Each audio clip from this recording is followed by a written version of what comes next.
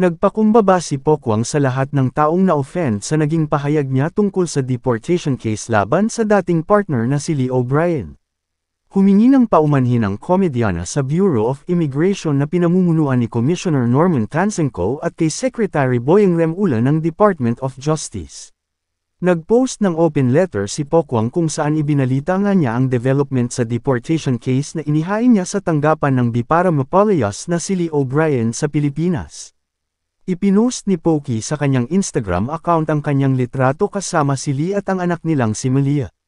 Una po sa lahat, nais ko po sanang magpasalamat sa Bureau of Immigration para sa kanilang mabilis at patas na resolusyon sa aking petisyon na maipadeport si William Lee O'Brien.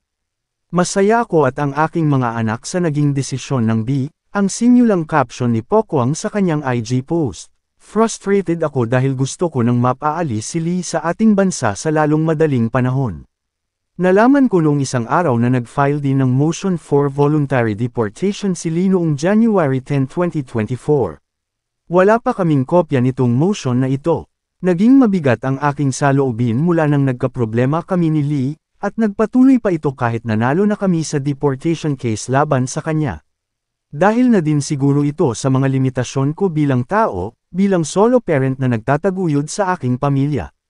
Valid man itong aking mga nararamdaman, hindi ito sapat na dahilan para makapagsabi ako ng mga masakit at walang basehan na bagay sa aking kapwa, partikular sa ating mga kasamahan sa lahad ni Pokey. Kasunod nito, nagsorry nga ang Kapuso TV host sa mga nasaktan dahil sa kanyang mga naging pahayag tungkol sa kaso ni Lee. Humihingi po ako ng dispensa sa lahat, lalo na sa pinamumunuan ni Commissioner Norman Tanzenko at kay Secretary Boyeng Remulla na namamahala sa DOJ, kamakailan, sinabi ni Pokwang na nasa bansa pa rin si Lee sa kabila ng kautusan ng korte na ipadeport na ang American actor mula sa Pilipinas. Aniya, mukhang may padrino raw ang aktor kaya nananatili pa rin ito sa bansa.